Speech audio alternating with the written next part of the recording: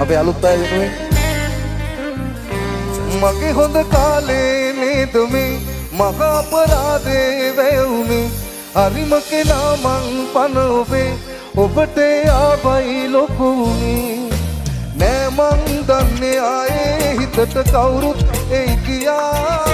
පාගේ සතුට ඔබගේ සතුට විතරයි සෑමලා ජීවිතය කියා මට බොරු කරලා